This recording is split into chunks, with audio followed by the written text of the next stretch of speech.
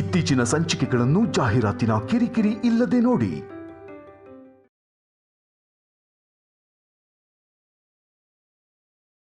ನಿಮ್ಮ ಅಕ್ಕನ್ಗೆ ನಾವು ಕೈ ಚಾಚಿ ಕೇಳಿದ್ರೆ ಯಾರ್ ನೀವು ಅನ್ನೋ ಹಾಗೆ ಕೇಳಿದ್ಲು. ಆವಾಗ ಏನೋ ಹಾಗಾಗೋಯ್ತು ರಾಜಮ್ಮ. ನಡೆದೋಗಿದ್ದನ್ನ ಯಾಕೆ ಮತ್ತೆ ಮತ್ತೆ ಕೆಣಕ್ಬೇಕು? ಈಗ ನಮ್ಮ ಮಗಳನ್ನ ಕೊಡ್ತಾ ಇದೀವಿ, ನಡೆದಿದ್ದೆಲ್ಲ ಮರ್ತು ಹೋಗು.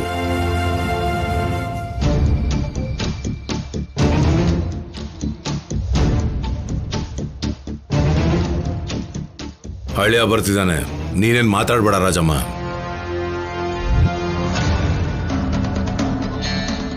ಏನ್ ತಮ್ಮಯ್ಯ, 3 ಜನ ಸೇರಿ ಏನೋ ಚರ್ಚೆ ಮಾಡ್ತಾ ಇದ್ದೀರಾ? ಅದೇನಿಲ್ಲಕ್ಕ, 1 ನಿಮಿಷ.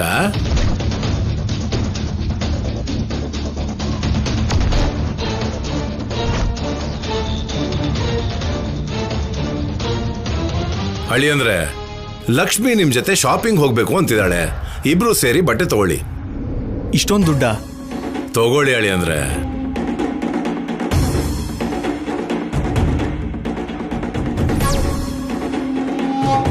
ಬಟ್ಟೆ ರೇಟ್ ಜಾಸ್ತಿ ಆಗಿದೆ ಸಿದ್ದು. ಈ ದುಡ್ಡಿಗೆ ಸರಿಯಾಗಿ ಖರ್ಚು ಮಾಡಿದ್ರೆ 5 ಜೊತೆ ಬಟ್ಟೆ ಕೂಡ ಬರೋದಿಲ್ಲ. ಇವಾಗ ಯಾಕೆ ಬಿಡಿ ಮಾವಯ್ಯ, ಎಂಗೇಜ್ಮೆಂಟ್ ಟೈಮಲ್ಲಿ ತಗೋತೀವಿ. ಎಂಗೇಜ್ಮೆಂಟ್ಗೆ ಮದುವೆಗೆ ಇನ್ನೂ ಅಷ್ಟು ದುಡ್ಡು ಹಾಕಿ ತಗೊಳ್ಳೋಣ ಬಿಡಿ ಹೇಳಿ ಅಂದ್ರೆ. ಸದ್ಯಕ್ಕೆ ನನ್ನ ಮಗಳು ಬಾಯಿ ಬಿಟ್ಟು ಕೇಳಿದಾಳೆ, ನೀವಿಬ್ರು ಹೋಗಿ ಬನ್ನಿ. ಲಕ್ಷ್ಮಿ ಆಸೆ ಪಡ್ತಿದ್ದಾಳಂತೆ ಕಣೋ. ಅವಳ ಸಂತೋಷ ನಿನ್ ಸಂತೋಷ ಅಂತ ಹೇಳ್ತೀಯಲ್ಲ, ಹೋಗೋ. ಸರಿ ಅಮ್ಮ.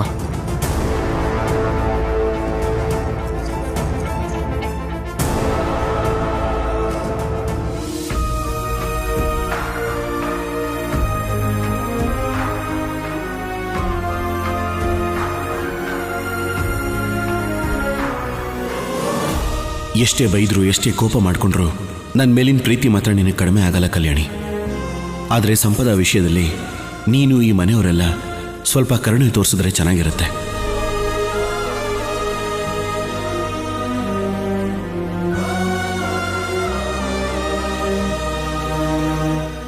ಆಫೀಸರ್, ಪಾಲಿಶ್ ಮಾಡಾಯ್ತು. Thank you.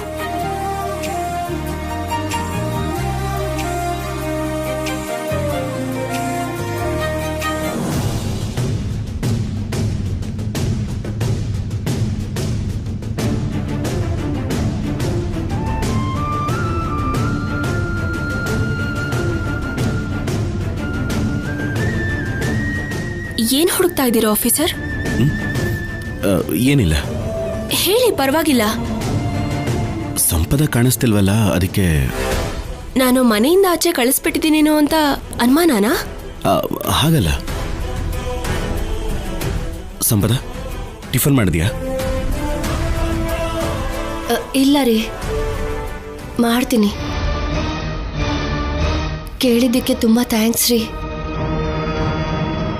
ರಾತ್ರಿ ಎಲ್ಲ ಚಳಿ, ಸೊಳ್ಳೆಗೆ ಬೇರೆ ಸರಿಯಾಗಿ ನಿದ್ದೆನೇ ಬರಲಿಲ್ಲ. ಆದರೂ ಈ ನೋವನ್ನೆಲ್ಲ ಇವಾಗ ನೀವು ಕೇಳಿದ ಮಾತಿಗೆ ಮರ್ತು ಹೋದೆ.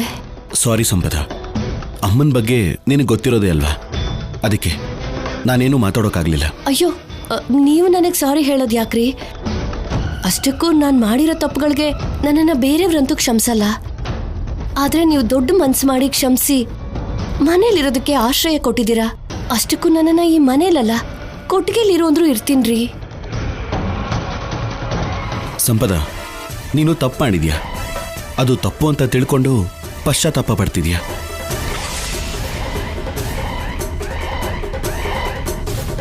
ಪಶ್ಚಾತ್ತಾಪಕ್ಕೆ ಮೀರಿದ ಪ್ರಾಯಶ್ಚಿತ ಏನಿರುತ್ತೆ ಹೇಳು? ನಿನಗೆ ಈ ಮನೇಲಿರೋ ಅರ್ಹತೆ ಇದೆ ಸಂಪದ. ನಿನ್ನ ನೀನು ಕಡಿಮೆ ಅನ್ಕೋಬೇಡ. ಒಂದು ರೀತಿಯಲ್ಲಿ ಹೇಳಬೇಕು ಅಂದರೆ ನಿನಗೂ ಕಲ್ಯಾಣಿ ಅಷ್ಟೇ ಸಮಾನವಾದ ಹಕ್ಕಿದೆ.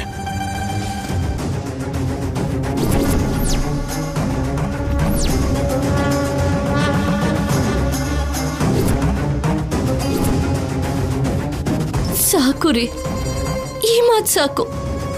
ನೀವು ನಂಗೆ ಹೆಂಡತಿ ಸ್ಥಾನನ ಕೊಟ್ಟರು, ಎಷ್ಟೇ ಪ್ರೀತಿಯಿಂದ ನೋಡ್ಕೊಂಡ್ರು, ನನ್ನ ಸ್ಥಾನನ ನಾನು ಕಳ್ಕೊಂಡಿದ್ದೀನಿ. ಅಬ್ಬಬ್ಬಬ್ಬಬ್ಬಬ್ಬಬ್ಬ, ಏನ್ ಮೊಸಳೆ ಕಣ್ಣೀರು ಹಾಕ್ತಿದ್ಯೆ? ಲೋ ಶೌರ್ಯ, ಇವಳು ಮಾಮೂಲಿ ನಟಿ ಅಲ್ಲ ಕಣೋ. ಹೆಣ್ಣಿನ ಕಣ್ಣೀರು ಗಂಡಿಗೆ ಶಾಪ ಅಂತಾರೆ. ಹಾಗಂತ ಇಂಥ ಮೊಸಳೆ ಕಣ್ಣೀರಿಗೆಲ್ಲ ನೀನು ಕರ್ಗ ಹೋಗ್ಬೇಡ, ಹುಷಾರು.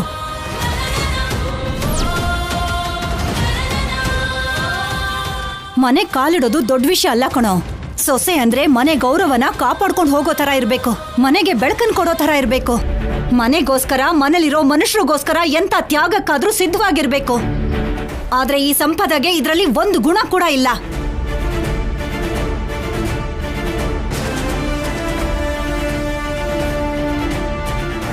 ಈ ವಿಷಯಗಳಲ್ಲಿ ಇವಳಿಗಿಂತ ಕಲ್ಯಾಣಿ 1000 ಪಾಲು ಬೆಟರ್.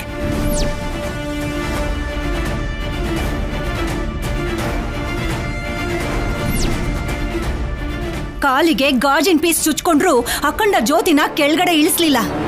ಪ್ರಾಣ ಹೋಗತ್ತೆ ಅಂತ ಗೊತ್ತಿದ್ರು ಸಂಪದ ಮಗುಗೋಸ್ಕರ ಕೆಂಡದ ಮೇಲೆ ನಡೆದ್ಲು.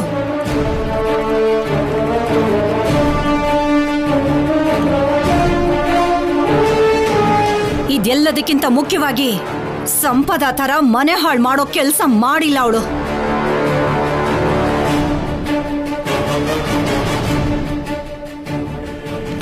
ಅಮ್ಮ ಪ್ಲೀಸ್, ನೀನು ಮತ್ತೆ ಶುರು ಮಾಡಬೇಡ.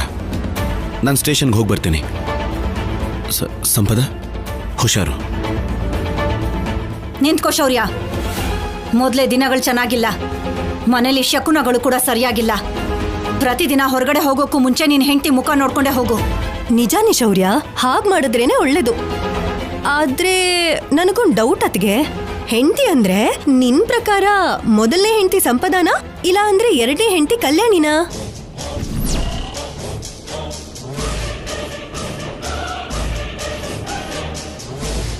ಪೆದ್ದಿನೇ ಆಗಿದ್ರು ಒಳ್ಳೆ ಡೈಲಾಗೆ ಹೊಡೆದೆ.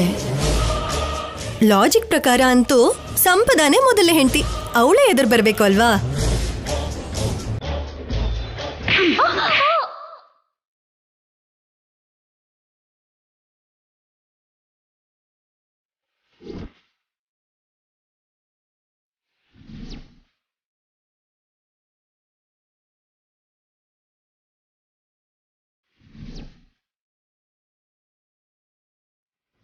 ಸಾಯಿಸ್ಬಿಡ್ತೀನಿ ಪ್ರತಿಯೊಂದ್ರಲ್ಲೂ ತಕತೈ ಅಂತ ಅಡ್ಡ ಬಂದ್ರೆ.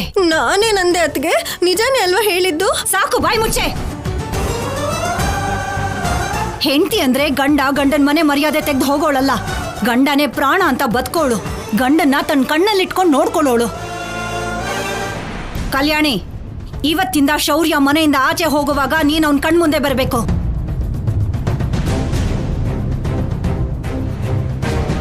ಅತ್ತೆ, ನೀವು ನನ್ನ ಮೇಲಿರೋ ಕೋಪದಿಂದ ನೀವು ನನ್ನ ಪದೇ ಪದೇ ಅಪಾರ್ಥ ಮಾಡ್ಕೋತಿದ್ದೀರಾ. ನಾನಿಲ್ಲಿಗೆ ಶೌರ್ಯ ಪಕ್ಕದಲ್ಲಿ ಹೆಂಡತಿ ಸ್ಥಾನಕ್ಕೋಸ್ಕರ ಬಂದಿಲ್ಲ. ನನ್ನ ಈ ಮನೆ ಸೊಸೆಯಾಗಿ ಅಲ್ದೇ ಇದ್ರು ಒಬ್ಬ ಮನುಷ್ಯಳ ಹಾಗಾದ್ರೂ ನೋಡಿ ಅತ್ತೆ. ಹಾಗೆ ನೋಡ್ತಾ ಇರೋದಕ್ಕೇನೆ ನಿನಗೆ ತಿನ್ನೋದಿಕ್ಕೆ ಒಂದು ತುತ್ತು ಅನ್ನನಾದ್ರೂ ಹಾಕ್ತಿರೋದು. ನನ್ನ ಜಾಸ್ತಿ ಕೆಣಕ್ ಬೇಡ. ಕಲ್ಯಾಣಿ, ನೀನ್ ಹೋಗಿ ಎದ್ರಗ್ ಬಾ. ಸರಿ ಅತ್ತೆ.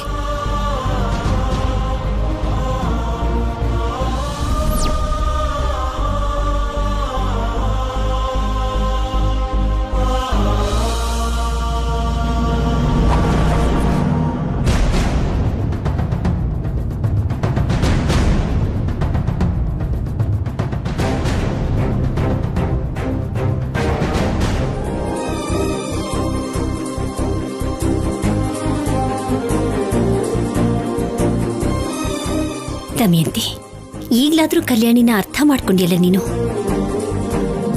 ಈ ದಿನಕ್ಕೋಸ್ಕರನೇ ನಾನು ಎಷ್ಟು ದಿವಸಗಳಿಂದ ಕಾಯ್ತಿದ್ದೆ. ನಿನ್ ಸಂತೋಷನ ಸ್ವಲ್ಪ ಕಡಿಮೆ ಮಾಡ್ಕೊಳಮ್ಮ ಅನುಪಮ. ನಾನೇನ್ ಕಲ್ಯಾಣಿನ ಪೂರ್ತಿಯಾಗಿ ನನ್ ಸೊಸೆ ಅಂತ ಒಪ್ಕೊಂಡಿಲ್ಲ. ನಿನ್ನ ಮಗಳಿಗೆ ಸಪೋರ್ಟ್ ಮಾಡೋದಕ್ಕೆ ಕಾರಣ ಈ ಸಂಪದ ಅನ್ನೋ ಅನಿಷ್ಟ ಮತ್ತೆ ನನ್ ಮಗನಿಗೆ ಗಂಟು ಹಾಕೋಬಾರ್ದು ಅಂತ ಕಲ್ಯಾಣಿನ ಎದುರುಗ್ ಬಾ ಅಂದೆ. ಹಾಗಂತ ನೀನ್ ಅಂದ್ಕೊಳ್ತಾ ಇದೀಯಾ? ಇದು ಸಂಪದನ್ ಮೇಲಿರೋ ಪ್ರೀತಿಯಿಂದಲ್ಲ, ಈ ಮನೆ ಸೊಸೆ ಕಲ್ಯಾಣಿ ಮೇಲೆ ನಿನಗಿರೋ ಗೌರವದಿಂದ ಅಷ್ಟೇ.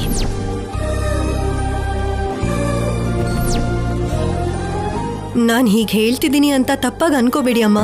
ನನ್ನ ಸಪೋರ್ಟ್ ಕಲ್ಯಾಣಿಗೆ. ಆದ್ರೆ ಹೀಗೆ ಎಷ್ಟು ದಿನ? ಶೌರ್ಯ ಬೇರೆಯವ್ರ ಬಲವಂತದಿಂದ ಕಲ್ಯಾಣಿ ಜೊತೆ ಹೇಗೆ ಕ್ಲೋಸ್ ಆಗಿರ್ತಾನೆ ಹೇಳಿ? ಶೌರ್ಯಗಂತೂ ಕಲ್ಯಾಣಿ ಮೇಲ್ ಪ್ರೀತಿ ಹುಟ್ಬೇಕಲ್ವಾ? ಕಲ್ಯಾಣಿ ಇಲ್ಲ ಅಂದ್ರೆ ಸತ್ತೋಗ್ತೀನಿ ಅನ್ನೋಷ್ಟು ಬದ್ಲಾಗ್ಬೇಕು ಅಲ್ವಾ? ಕಲ್ಯಾಣಿದು ನಿಜವಾದ ಪ್ರೀತಿ ಇದು ಆದಷ್ಟು ಬೇಗ ನಿಮ್ಗೆಲ್ಲ ಅರ್ಥವಾಗುತ್ತೆ.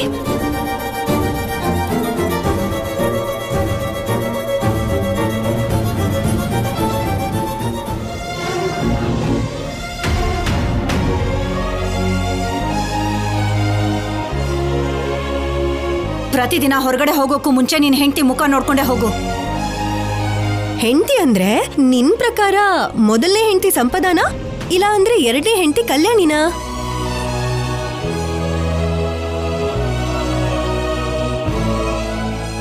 ನಿಮ್ಮಪ್ಪ ಏನೋ ಕಂದ ನಿಮ್ಮಮ್ಮನ ಥರಾನೇ ಹಾಗೆ ಬದಲಾಗ್ತಿದ್ದಾರೆ. ಸ್ವಲ್ಪ ದಿನ ಆದ್ಮೇಲೆ ನಿಧಾನವಾಗಿ ಅವಳನ್ನ ಕಳಿಸ್ಬಿಡ್ತಾರೆ ಅನ್ಕೊಂಡೆ. ಆದ್ರೆ ನಿಮ್ಮಮ್ಮ ಇಲ್ಲೇ ಇರೋದಕ್ಕೋಸ್ಕರ ಬಂದಿದ್ದೀನಿ ಅಂತ ಹೇಳಿದ ತಕ್ಷಣ ನನಗೇನೂ ಅರ್ಥ ಆಗ್ಲಿಲ್ಲ. ಅಷ್ಟಕ್ಕೂ ನಿಮ್ಮಪ್ಪಂಗೆ ನನ್ ಮೇಲೆ ಪ್ರೀತಿ ಇದೆಯಾ ಕಂದ? ನಿಮ್ಮಮ್ಮ ಇಲ್ದೇ ಇರೋ ಅಷ್ಟು ದಿನ ಪ್ರೀತಿ ಅಂದ್ರೆ ಹೀಗಿರುತ್ತಾ ಅನ್ನೋ ಹಾಗೆ ನೋಡ್ಕೊಂಡ್ರು. ನಿಮ್ಮಮ್ಮ ಬಂದ ತಕ್ಷಣ ಸಂಪೂರ್ಣವಾಗಿ ಬದಲಾಗೋಗಿದ್ದಾರೆ. ಮುಂಚೆ ಇದ್ದ ಹಾಗೆ ನನ್ ಜೊತೆ ಪ್ರೀತಿಯಿಂದ ಇರ್ತಿಲ್ಲ. ಕೊನೆಗೆ ನಿಮ್ಮಜ್ಜಿ ಹೇಳೋವರೆಗೂ ನನ್ನ ಎದುರುಗಡೆ ಬರೋಕ್ ಬಿಡ್ಲಿಲ್ಲ.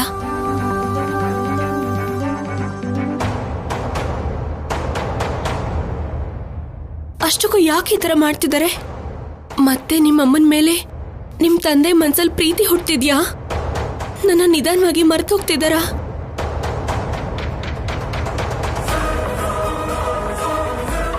ನಿಮ್ಮಪ್ಪಂಗಿಂತ ನೀನ್ ತುಂಬಾ ಗ್ರೇಟ್ ಕಂದ. ಆಗ್ಲೂ ಈಗ್ಲೂ ಯಾವಾಗ್ಲೂ ನೀನು ನನ್ ಪಾಟಿನೇ. ನೀನ್ ಮಾತ್ರ ನಿಮ್ಮಮ್ಮನ ಹತ್ರ ಹೋಗ್ಲಿಲ್ಲ.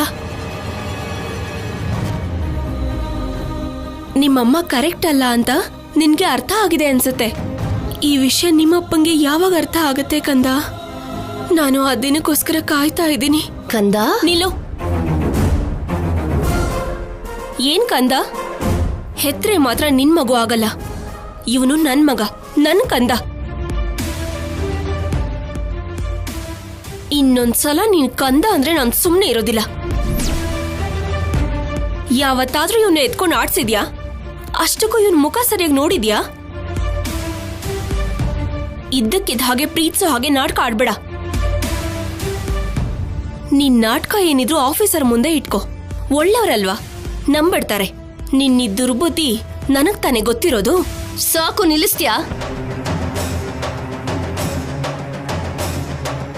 ಏನು ಮದರ್ ತೆರೇಸಾ ಹಾಗೆ ಬಿಲ್ಡಪ್ ಕೊಡ್ತಿದ್ಯಲ್ಲ? ಚಿಕ್ಕ ಮಗುಗೆ 4 ದಿನ ಹಾಲು ಕುಡಿಸಿ 4 ಸಲ ಆಡ್ಸಿ ಹತ್ರ ಅದೆ. ನನ್ನ ಮಗುನ ಅಡ್ಡ ಇಟ್ಕೊಂಡು ನನ್ ಗಂಡನ್ಗೆ ಹತ್ರ ಅದೆ. ಆದ್ರೆ ಶೌರ್ಯ ಚಿಕ್ಕ ಮಗು ಅಲ್ವಲ್ಲ, ನಿನ್ನ ಮಾಯಲ್ಲಿ ಬೀಳ್ದೇನೆ ಹುಷಾರಾದ. 2-3 ತಿಂಗಳಲ್ಲಿ ಶೌರ್ಯಂಗೆ ನಿನ್ ಮೇಲೆ ಪ್ರೀತಿ ಹುಟ್ಟು ಶೌರ್ಯಂಗೆ ನೀನು ಹತ್ರ ಆಗೋದೆ. ನಿನಗ್ ತುಂಬಾ ಹತ್ರ ಆಗೋಗಿದ್ದಾನೆ ಅಂತ ನೀನ್ ಅನ್ಕೋತಿದ್ಯಾ?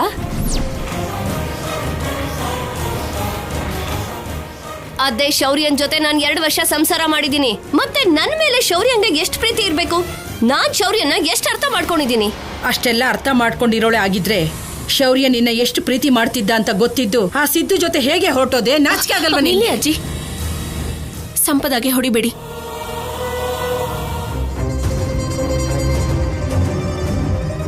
ಯಾಕೆ ಕಲ್ಯಾಣಿ ತಡೆದ್ಬಿಟ್ಟೆ? ಹೊಡಿಲಿ ಬಿಡು.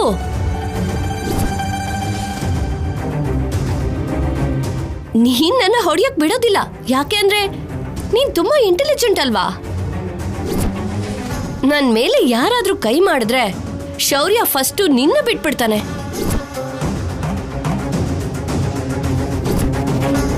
ಇವಾಗ ಅರ್ಥ ಆಯ್ತಲ್ಲ ಅಜ್ಜಿ? ಸಂಪದ ನಮ್ಮನ್ನ ಬೇಕು ಅಂತಾನೆ ಕೆಣಕ್ತಾ ಇದ್ದಾಳೆ.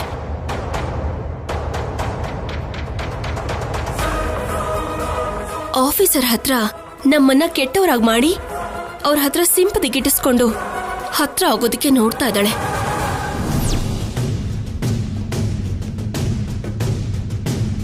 ಈ ತರ ಮಾಡಿನೇ ನಮ್ಮನ್ನೆಲ್ಲ ಆಫೀಸರ್ ಮತ್ತೆ ದ್ವೇಷಿಸೋ ಹಾಗೆ ಮಾಡೋಕ್ ನೋಡ್ತಾ ಇದ್ದಾಳೆ.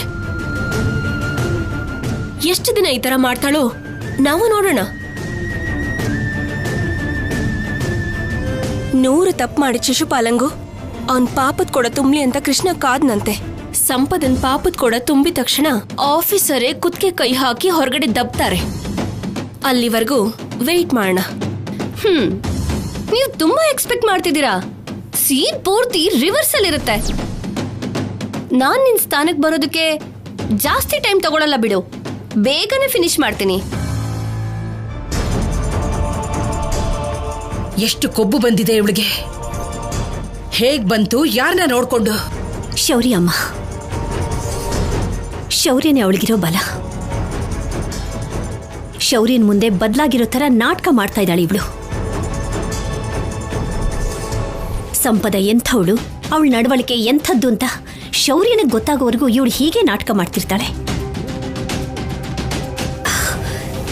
ಏನಾದರೂ ಆಗ್ಲಿ, ಸಂಪದನ್ ಬಗ್ಗೆ ಶೌರ್ಯನಿಗೆ ಗೊತ್ತಾಗ್ಲೇಬೇಕು.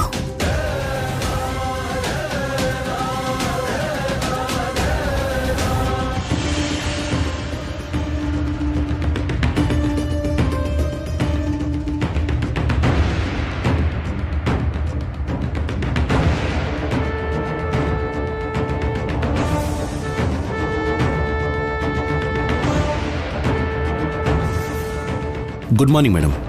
ಗುಡ್ ಮಾರ್ನಿಂಗ್ ಶೌರ್ಯ, ಹೇಗಿದ್ಯಾ? Good madam. ನೀವು? As usual, tension, pressure. ನಮ್ಮ ಜಾಬಲ್ಲಿ ಅದೆಲ್ಲ ಕಾಮನ್ ಅಲ್ವಾ madam? Yes, you are right. ನಿನ್ನನ್ನು ಇಲ್ಲಿ ವೇಟ್ ಮಾಡಿಸೋದಕ್ಕೆ ರೀಸನ್, ನಿನ್ನೆ ನಮ್ಮ ಕಾನ್ಸ್ಟೇಬಲ್ ನಿಮಗೆ ಫೈಲ್ ತಂದು ಕೊಟ್ರಲ್ವಾ? ಹೌದು ಮೇಡಮ್. ಅದು ತುಂಬಾ ಇಂಪಾರ್ಟೆಂಟ್. ಫಾಸ್ಟ್ ಆಗಿ ಸ್ಟಡಿ ಮಾಡಿ, ಫುಲ್ ಆಗಿ ಡೀಟೇಲ್ಸ್ ಚೆಕ್ ಮಾಡಿ, ಸೈನ್ ಮಾಡಿ ನನಗೆ ಕಳಿಸು. ಆಮೇಲೆ ನಾನು ಸ್ಟಡಿ ಮಾಡಿ ಮಿನಿಸ್ಟರ್ ಕಳಿಸ್ತೀನಿ. Sure madam. ಓಕೆ. ಕೇಳೋದು ಮರ್ತು ಹೋದೆ. ಹೇಗಿದೆ ಮ್ಯಾರೇಜ್ ಲೈಫ್? ನಿನ್ನ ವೈಫು ಮಗು ಹೇಗಿದ್ದಾರೆ? ಗುಡ್ ಮೇಡಮ್, ಚೆನ್ನಾಗಿದ್ದಾರೆ. ಸರಿ, ಹಾಗಾದ್ರೆ ನಾಳೆ ಫೈಲ್ಗೋಸ್ಕರ ನಿಮ್ಮ ಮನೆಗೆ ಬರ್ತೀನಿ. ಕೆಲಸದ ಜೊತೆಗೆ ನಿನ್ನ ವೈಫ್ನ, ಅಮ್ಮನ್ನ ಮಾತಾಡಿಸ್ದ ಹಾಗಾಗತ್ತೆ. ಓ ಗಾಡ್, ಮೇಡಮ್ಗೆ ನನ್ನ ಹೆಂಡತಿ ಕಲ್ಯಾಣಿ ಅಂತ ಮಾತ್ರ ಗೊತ್ತು. ಈಗ ಮನೇಲಿ ಸಂಪದ ನೋಡಿದ್ರೆ ಅವಳು ನನ್ನ ಹೆಂಡತಿ ಅಂತ ಗೊತ್ತಾದ್ರೆ ತುಂಬ ವರ್ಸ್ಟ್ ಆಗಿರುತ್ತೆ.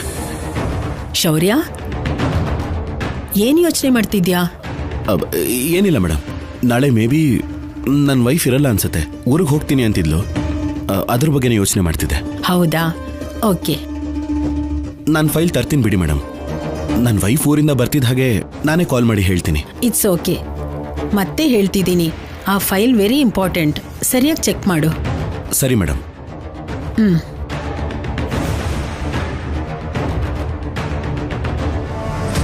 ಬೇಗ ವರ್ಕ್ ಫಿನಿಶ್ ಮಾಡಿ ಮೇಡಮ್ಗೆ ಫೈಲ್ ಕೊಟ್ಬಿಡ್ತೀನಿ.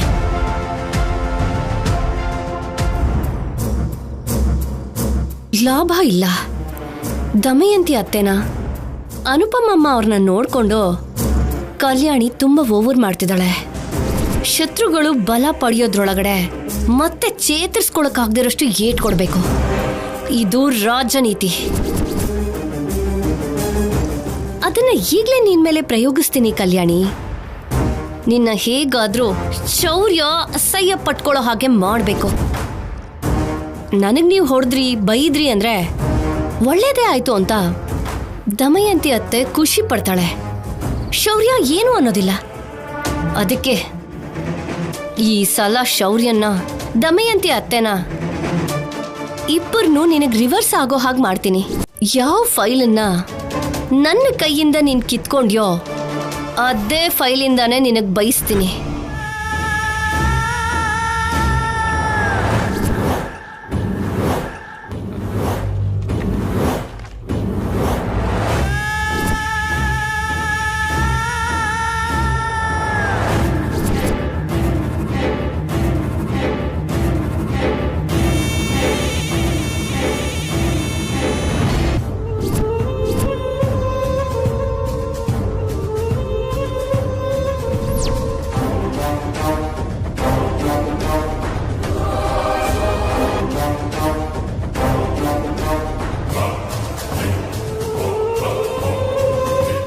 ಏನಂದೆ ಅನುಪಮಮ್ಮ?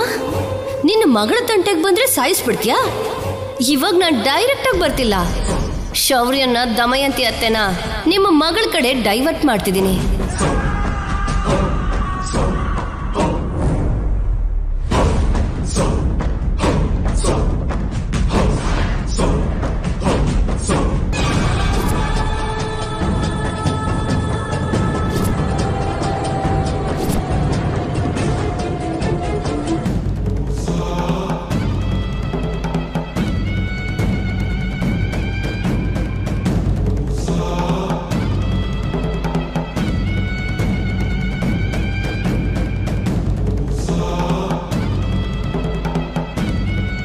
ನೀನೇನ್ ಟೆನ್ಷನ್ ಮಾಡ್ಕೊಳ್ಳೋ ಅಗತ್ಯ ಇಲ್ಲಮ್ಮ. ಈ ಸುತ್ತಮುತ್ತ ಅಷ್ಟೇ ಅಲ್ಲ, ಅಕ್ಕಪಕ್ಕ ರಾಜ್ಯದಲ್ಲೂ ಇಷ್ಟು ಚೆನ್ನಾಗಿ ಎಲ್ಲೂ ಇರಲ್ಲ.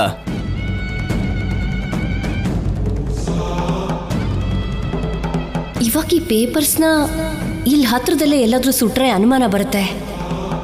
ಯಾವ ಅನುಮಾನನೂ ಬರ್ದೇ ಇರೋ ಹಾಗೆ ಕೆಲಸ ಪೂರ್ತಿ ಆಗ್ಬೇಕು. ಹೇಗೆ?